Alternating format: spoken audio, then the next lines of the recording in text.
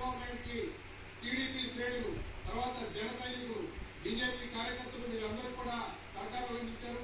మొదటి 3-4 ఏళ్ల పాటు ఏ విధమైనటువంటి సిచ్యువేషన్ క్రియేట్ చేశారు. ఈవెన్ చివరిగా ఆయన్ని అక్రమ కేసు బనాయించి జైల్లో పెట్టారు. ఎంత మానసికంగా ఒత్తిడి గురి చేశారు. వాటన్నింటినీ